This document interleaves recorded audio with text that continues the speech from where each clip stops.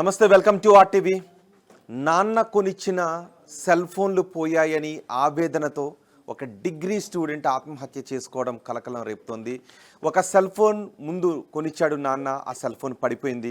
మరొక ఫోన్ కొనిచ్చాడు ఆ విద్యార్థి నాన్న, ఆ సెల్ ఫోన్ కూడా పడిపోవడంతో మనస్తాపానికి గురైన ఆ విద్యార్థి ఆత్మహత్య చేసుకోవడం కలకలం రేపుతోంది. ఈ ఘటన హైదరాబాద్ బోరబండలో చోటు చేసుకుంది. ఇటీవలి కాలంలో మనం చూస్తూ ఉన్నాం, చిన్న చిన్న కారణాలకే చనిపోవడం, చిన్న చిన్న కారణాలకి ఆత్మహత్యలు చేసుకోవడం. అసలు ఆత్మహత్య చేసుకోవడమే విషాదం, ఆత్మహత్య చేసుకోవడమే ఆవేదన కలిగిస్తుంది, బాధాకరం అని అనుకుంటూ ఉంటే చిన్న చిన్న కారణాలకి ఆత్మహత్య చేసుకునే ఘటనలు వెలుగు చూడటం మరింత ఆవేదనను కలిగిస్తుంది. బోరబండ్లో అలాంటి ఘటన చోటు చేసుకుంది. డిగ్రీ ఫస్ట్ ఇయర్ చదువుతున్న సాయి కుమార్ ఆత్మహత్య చేసుకున్నాడు. ఆ కుర్రాడి నాన్న కొనిచ్చిన 2 సెల్ ఫోన్లు పోగొట్టుకోవడంతో వాళ్ళ బ్రదర్కి, ఇంట్లో వాళ్ళకి ఫోన్ చేశాడు. అమ్మ, నాన్నని బాగా చూసుకో అంటూ ఒక కాల్ చేశాడు వాళ్ళ బ్రదర్కి. ఆ తర్వాత ఆత్మహత్య చేసుకున్నాడు. వెంటనే ఆ కాల్ రావడంతో ఆందోళనకు గురైన కుటుంబ సభ్యులు పరుగున బోరబండకు వెళ్ళారు. అయితే ఆ ఏరియా అంతా కూడా గాలించారు. తర్వాత తుకారం గేట్ దగ్గర సాయి కుమార్ డెడ్ బాడీని గుర్తించారు. ఇప్పుడు ఆ కుటుంబం కన్నీరు మున్నీరుగా విలపిస్తోంది. ఈ ఘటన జరగడానికి ముందు ఏం జరిగిందనేది మళ్ళీ నేను ఒక్కసారి మీకు వివరిస్తున్నాను. మొబైల్ పోయిందని ఒక చిన్న కారణంతో డిగ్రీ ఫస్ట్ ఇయర్ చదువుతున్న విద్యార్థి రైలు కింద పడి ఆత్మహత్య చేసుకున్నాడు. తండ్రిని ఇబ్బంది పెట్టలేక ఆత్మహత్య చేసుకుంటున్నట్టుగా ఫోన్ చేసి కట్ చేశాడు సాయి కుమార్. ఆ ఫోన్ చేసిన వెంటనే ఆందోళనకు గురైన సాయి కుమార్ కుటుంబ సభ్యులు వెంటనే బోరబండకు వచ్చారు. ఆ ఏరియా అంతా కూడా గాలించారు. తర్వాత తుకారం గేట్ దగ్గర డెడ్ బాడీ లభ్యం కావడంతో కన్నీరు మున్నీరుగా విలపిస్తున్నారు. 2 ఫోన్లు పోయాయి అని. అన్న, అమ్మ, నాన్నను బాగా చూసుకో, నాన్నను బాగా చూసుకో, ఇలాంటి మాటలు మాట్లాడి తను ఆత్మహత్య చేసుకున్నాడు. సోదరుడికి ఫోన్ చేసి. బోర్బండ రాజానగర్ నివాసి చుక్కా శ్రీనివాస 2వ కుమారుడే ఈ Sai Kumar degree first year చదువుతున్నాడు. పద్మారావు నగర్లోని సర్దార్ పటేల్ కాలేజీలో బీకామ్ కంప్యూటర్స్ ఫస్ట్ ఇయర్ చదువుతున్నాడు. అంతేకాదు పార్ట్ టైం జాబ్ కూడా చేస్తున్నాడు. బిగ్ బాస్కెట్లో డెలివరీ బాయ్గా పనిచేస్తున్నాడు. అంటే ఒక పక్క చదువుకుంటేనే మరొక పక్క ఇంట్లో కూడా చేదోడు వాదోడుగా ఉంటున్నాడు. కొద్ది గొప్ప ఎంతో కొంత సంపాదిస్తున్నాడు. అలాంటి సమయంలో వాళ్ళ నాన్న ఒక ఫోన్ కొనిచ్చాడు. ఆ ఫోన్ పడిపోయింది. ఆ తర్వాత మరొక ఫోన్ కొనిచ్చాడు 28,000 రూపాయలు పెట్టి. అయితే 2 రోజుల క్రితం ఆ ఫోన్ కూడా ఎక్కడో పడిపోయింది, ఎక్కడో పోగొట్టుకున్నాడు. దీంతో మనస్తాపానికి గురయ్యాడు. నాన్న కొనిచ్చిన 2 ఫోన్లను కూడా పోగొట్టుకున్నాను, ఇంట్లో వాళ్ళని ఇబ్బంది పెడుతున్నానేమో అని మనస్తాపానికి గురైన సాయి కుమార్ ఆత్మహత్య చేసుకోవాలి అనే నిర్ణయాన్ని తీసుకున్నాడు. ఆ విషయాన్ని సోదరుడికి ఫోన్ చేసి చెప్పాడు. అన్న, అమ్మని నాన్నని బాగా చూసుకో అంటూ ఫోన్ చేసి ఆ తర్వాత కట్ చేశాడు. మాట్లాడేలోపే ఫోన్ కట్ చేశాడనే వాళ్ళ బ్రదర్ చెప్తూ ఉన్నాడు. ఆ తర్వాత వెంటనే వాళ్ళు కంగారు పడి సాయి కుమార్ చెప్పిన ప్రదేశానికి వెళ్ళారు. అక్కడంతా గాలిస్తే తుకారం గేట్ దగ్గర సాయి కుమార్ డెడ్ బాడీని కనుక్కున్నారు. సాయంత్రమే ఇంటి నుంచి బయటికి వెళ్ళాడు. సాయంత్రం ఇంటి నుంచి బయటికి వెళ్ళిన తర్వాత సాయి కుమార్ వాళ్ళ అన్నకు ఫోన్ చేశాడు. 2 ఫోన్లు పోగొట్టుకున్నానని, తండ్రిని ఇబ్బంది పెడుతున్నానని కన్నీటి పర్యంతమయ్యాడు. తాను రైలు కింద పడి ఆత్మహత్య అనుకుంటున్నాను అని వాళ్ళ అన్నకు ఫోన్ చేసి చెప్పి కట్ చేశాడు. దీంతో ఆందోళన చెందిన కుటుంబ సభ్యులు చుట్టుపక్కల ప్రాంతాల్లో సాయి కుమార్ కోసం వెతికారు. అతను ఆచూకీ లభించకపోవడంతో పోలీసులకు ఫిర్యాదు చేశారు. అయితే మరుసటి రోజు, ఆ రోజంతా కూడా వాళ్ళు వెతికారు. మరుసటి రోజు తుకారం గేట్ రైల్వే ట్రాక్ దగ్గర సాయి కుమార్ డెడ్ బాడీని పోలీసులు గుర్తించి వాళ్లకు సమాచారం అందించడంతో కుటుంబ సభ్యులు కన్నీరు మున్నీరుగా విలిపిస్తున్నారు. వాళ్ళ తండ్రిని కూడా మనం స్క్రీన్ పైన చూడొచ్చు. మనం నిజానికి చేయాల్సింది ఏంటి? కుటుంబ సభ్యుల మీద ప్రేమ, అభిమానం ఇవన్నీ ఉన్నప్పుడు వాళ్ళకి ఏ విధంగా సహాయపడాలని, నిజంగా ఆత్మహత్య చేసుకోవడం ద్వారా ప్రేమ అభిమానాలు ఉన్న కుటుంబ సభ్యులను మరింత శోక సముద్రంలో ముంచేసినట్టు అవుతుంది తప్పితే వాళ్ళని ఇబ్బందుల నుంచి తొలగించినట్టుగా కాదు.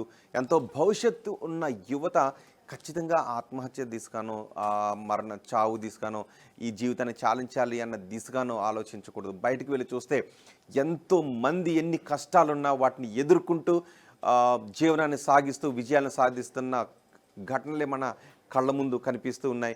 చిన్న చిన్న కారణాలతో ఆత్మహత్యలకు పాల్పడడం, ఇంట్లో వాళ్ళని బాధ పెడుతున్నామనో, లేకపోతే కావలసిన వాళ్ళు దక్కలేదు అనో, లేకపోతే పరీక్షల్లో ఫెయిల్ అయ్యామనో, ఇవన్నీ కారణాలు కాదు ఆత్మహత్య చేసుకోవడానికి. తిరిగి మనం ఎక్కడైతే ఫెయిల్ అయ్యామో, ఎక్కడైతే కోల్పోయామో దాన్ని సాధించడానికి ఒక గోల్ని ఏర్పాటు చేసుకుని ముందుకు వెళ్ళి మనకి ఇష్టమైన వాళ్ళకి ఆనందాన్ని పంచడంలోనే నిజమైన మజా ఉంటుంది. కానీ క్షణికావేశంలో యువత ఇలా ఆత్మహత్య చేసుకోవడం అనేది బాధాకరం. ఎవరికైనా అలాంటి ఆలోచనలు ఉంటే ఆర్టీవీ క్లెయిమ్ చేస్తుంది. వెంటనే మీకు ఆత్మహత్య చేసుకోవాలని క్షణికావేశంలో అనిపించిన వెంటనే డాక్టర్ని సంప్రదించండి, లేదా పోలీసులకు ఫోన్ చేయండి, లేదా మీ అయిన వారి దగ్గరకు వెళ్ళి వాళ్ళ దగ్గర ఉండండి, వాళ్ళ సమక్షంలో ఉండండి. కేవలం ఫోన్ చేసో సెల్ఫీ వీడియోలు చేసో ఇది కాదు ఏ సమస్యకు కూడా పరిష్కారం. నిన్న కూడా మనం చూసాం, ఒక మెడికో పెట్రోల్ కొనుక్కుని తీసుకుని వచ్చి ఆత్మహత్య చేసుకున్న. ఇవన్నీ కూడా ఏ సమస్యకు కూడా ఆత్మహత్య అనేది పరిష్కారం అయితే కాదు. చూడండి, ఆ కుటుంబాన్ని చూస్తే ఇప్పుడు వాళ్ళ కుటుంబం చాలా ఆవేదనలో ఉంది, కన్నీరు మున్నీరుగా విలిపిస్తున్నారు. చిన్నప్పటి నుంచి ఆ పిల్లల్ని పెంచి పెద్ద చేశాడు ఆ తండ్రి. ఏదో సెల్ ఫోన్ పోయింది అని క్షణికావేశంలో నిర్ణయం తీసుకున్నాడు. ఇప్పుడు వాళ్ళ కడుపు కోతను ఎవరు తీర్చగలుగుతారు? ఆ అమ్మ నాన్నలకు కడుపు కోతను మిగిల్చుతాను అని కనీసం ఆలోచించలేకపోయాడు అబ్బాయి. ఎస్, ఒకసారి మా ప్రతినిధి ఎన్నారెడ్డితో మాట్లాడదాం. ఎన్నారెడ్డి, ప్రస్తుతం ఆ కుటుంబం పరిస్థితి ఏంటి?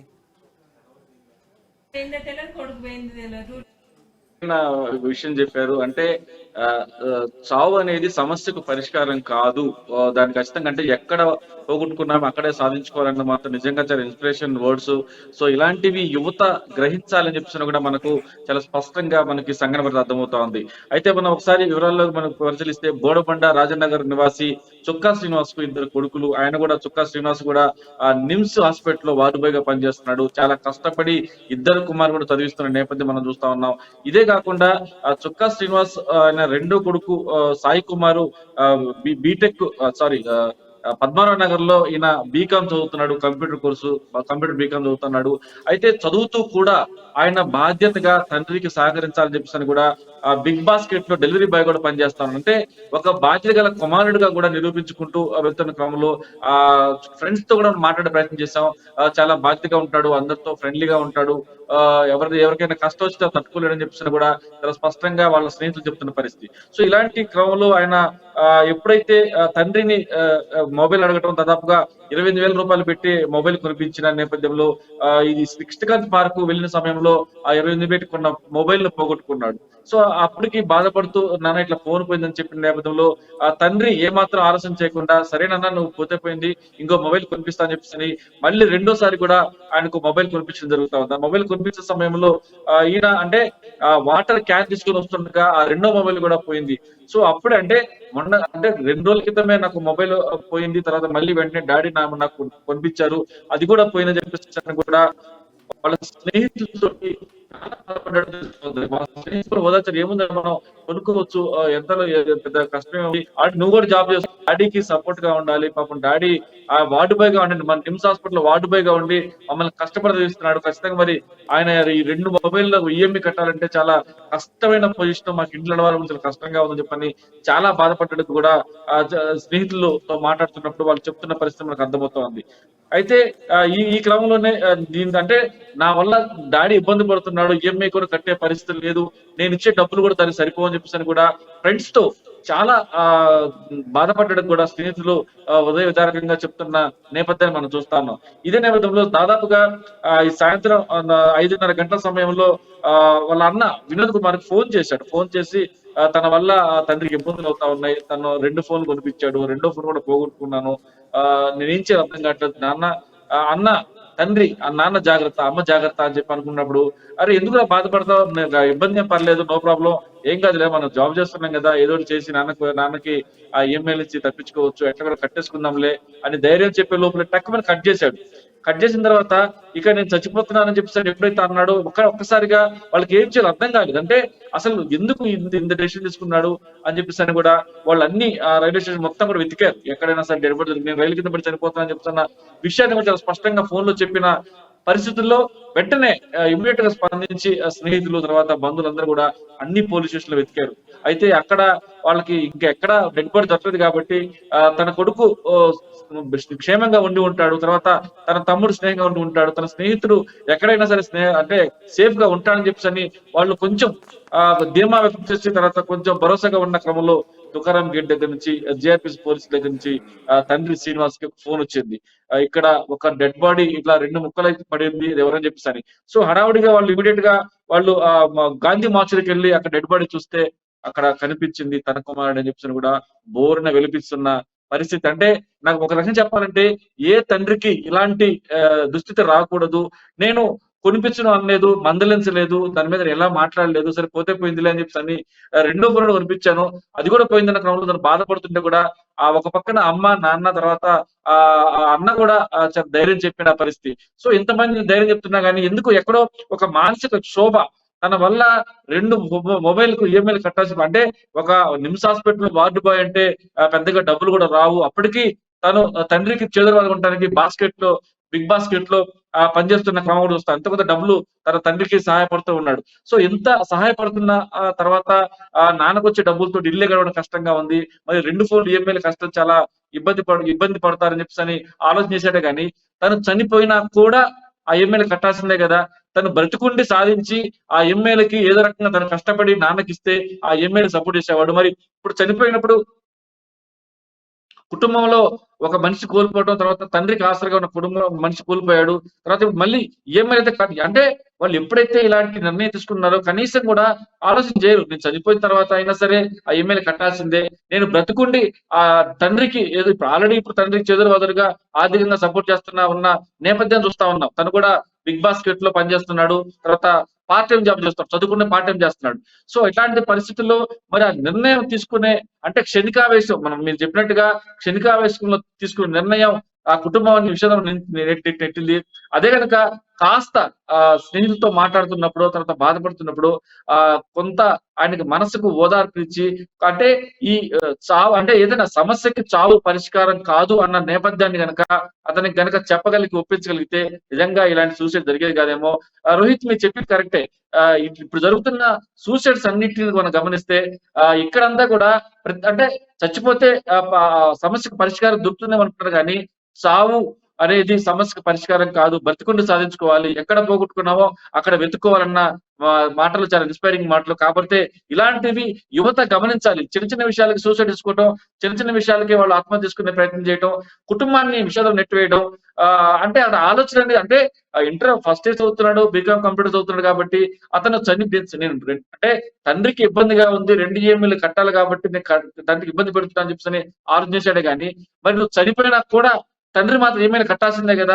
తన ఆర్థిక బాధలు చనిపోతే నీ వల్ల చనిపోతే తనకైనా ఆర్థిక బాధ సమస్య తీరుతుందా? కాదు. బతికుండి ఆ ఈఎంఐ కనుక కట్టుకోగలిగి తను కూడా సపోర్ట్ చేస్తా ఉండి దానికి సపోర్ట్ గా ఉంటే ఆ ఈఎంఐలు కట్టుకునే వాళ్ళు తండ్రికి బాధ్యత అంటే ఆలోచన విధానంలో తర్వాత క్షణికావేశంలో తీసుకున్న నిర్ణయం వల్ల ఇప్పుడు కుటుంబం కూడా విషాదం ఉన్నట్టు కూడా మనకు చాలా స్పష్టంగా అర్థమవుతుంది రోహిత్. హైదరాబాద్ బోరబండలో విషాదం చోటు చేసుకుంది. డిగ్రీ ఫస్ట్ ఇయర్ చదువుతున్న సాయి కుమార్ ఆత్మహత్య చేసుకోవడం, పైగా ఫోన్లు పోయాయని వాళ్ళ నాన్న కొనిచ్చిన 2 సెల్ ఫోన్లు పోయాయని ఆత్మహత్య చేసుకోవడం ఆ కుటుంబాన్ని మరింత వేస్తూ